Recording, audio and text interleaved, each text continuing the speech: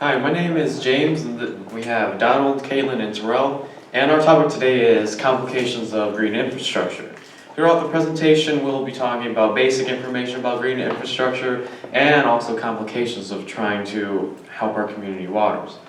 We are learning about thermal pollution and how it affects our waters in Michigan, in which I will be talking about a specific body of water, Lamberton Creek and or Lamberton Lake. Our driving question here at Kent Innovation High is, do impervious surfaces result in thermal pollution of stormwater running to Lamberton Creek? And if they do, how? And there will be some explaining of the ideas that we could possibly do to help out the watersheds. Okay, so some quick definitions of the words that we'll be using are impervious surfaces. They are man-made structures such as pavement, sidewalks, things like that, that are impenetrable by any type of liquid. The watershed is just how water runs off into sewers in cities, and the green infrastructure is the management that protects water and environment and mimics the water cycle.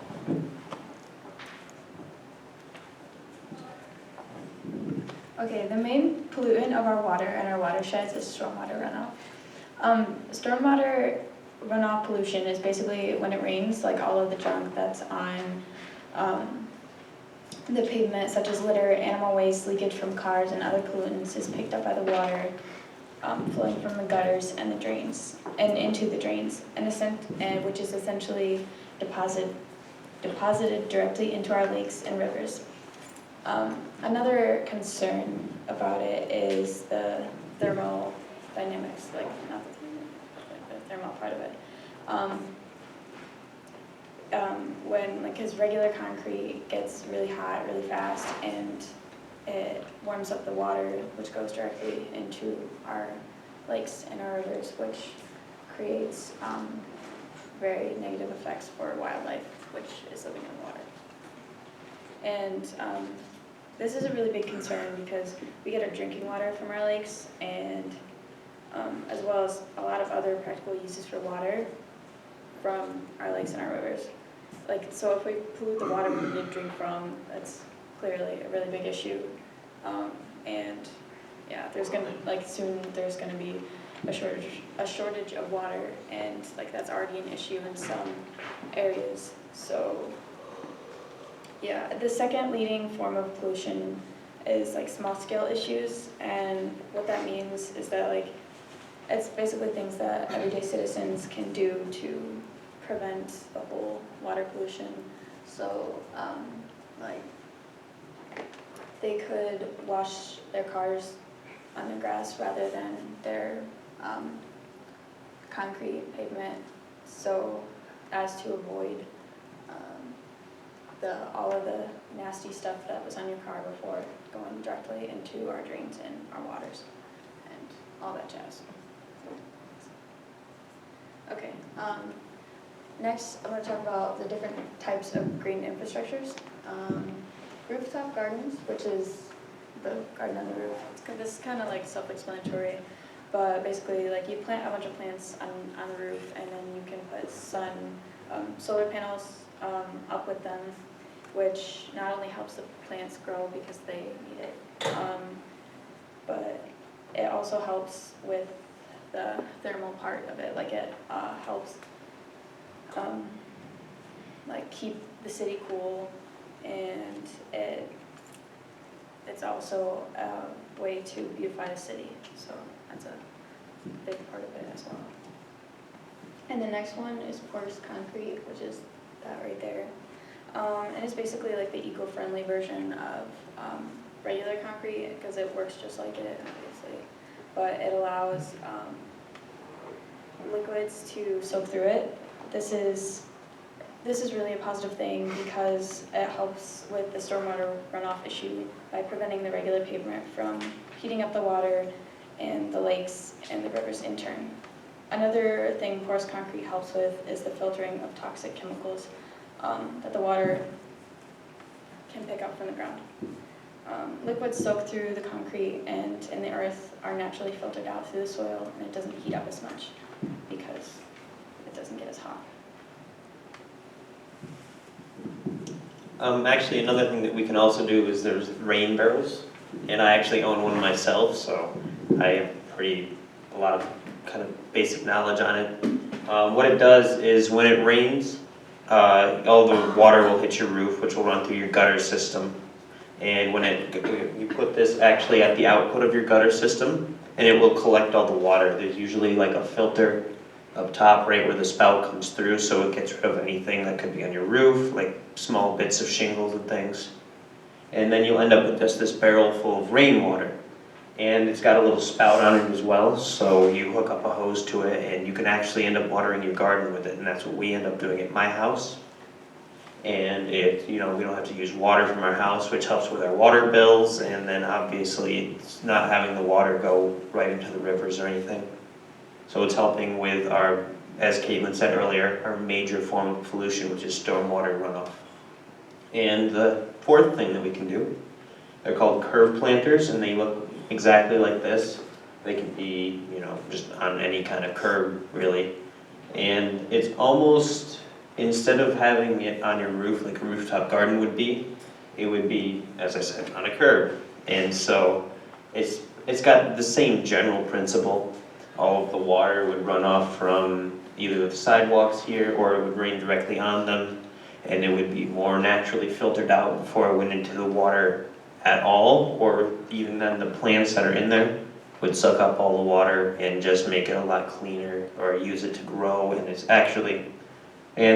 it's really good for the environment. And then all four of these things are actually aesthetically pleasing very much, because we went on a field trip with a rooftop garden where we actually visited one, and it was very amazing, looked very good. And then that actually is kind of cool, walking on it and looking at it. But yeah, they just all look good, and they're all really good for the environment. So the benefits of green infrastructure, we've covered quite a few of them, but I'm going to highlight them again. Obviously, less pollution from stormwater runoff and various other things that are going into our rivers. Our waters are clearer, and I don't know if you've ever gone to a lake and you've seen it where it's really dirty, and if you're going swimming or anything like that, it just really doesn't, you don't want to go swimming anymore, which is a very good thing for you to do because it's great exercise. But safe drinking water, and as I said earlier, aesthetically pleasing. So basically just kind of putting these green infrastructures in place are small things that you can do, or in the rooftop garden sense, a pretty big thing that you can do that can really help just clean up the environment and make everything good for everyone who lives on the world, which I think we all live on the world, if I'm correct on that. So the cost of things that we've went over so far, porous concrete, one of the biggest ones. So it's $6.50 per square foot. That's $1.50 more than regular concrete. And I would say that that's a great price, knowing that with regular concrete, over time it cracks. Damage happens to it. Some of the concrete comes out of place. And then you have to redo it and stuff like that. So with porous concrete, it actually is very durable material, and it usually lasts a very long time. I looked online, and the only answer that I could find is a long time, which was really weird. But regular concrete usually lasts about 40 years if it's installed correctly, so I'm guessing that porous concrete would be the same or even a little bit more. Rooftop gardens. Now, rooftop garden, when you look at it, I guess, you can either buy planter boxes and place them on your roof, which is the expensive way to go, or you could do it DIY and literally use old wood, pallet wood, something like that to actually build it yourself, which would be a lot cheaper, knowing that you have to still buy the seeds for your plants and dirt as well, so that's going to cost you. And then for rain barrels, this is also something that you can pick up locally if you'd like. Companies around your area, probably if you ask them, do have barrels that you could critique to your liking so it fits the rain barrel look and feel and everything and how it works, which is very easy actually. Or you can go to the store and buy one, which would cost you a lot more. It's usually $50 to $100, or $200, sorry. And yeah. And now focusing more on Lamberton Creek here at Kent Innovation High, for the groundswell project, Lamberton Creek is basically our main focus point. We know Lamberton Creek's not the cleanest creek, it's not the most pretty, not the most prettiest creek, and it's probably not safe for drinking water. And things that were mentioned previously, like porous concrete rooftop gardens and also rain barrels, will definitely help out Lamberton Creek, because there's actually Lamberton apartments that are located near it, which I bet would cause Lamberton Creek to be the way it is now. And so with the apartments being near it, it's going to obviously cause some damage to the water, but with the things that are already mentioned before, we could use rain barrels, just like what Don was explaining. We could put rain barrels under the gutters of the apartment complexes and put it all around, and not only will it collect all the storm water from the roof, but also it will be beneficial for flowering the plants and watering the grass.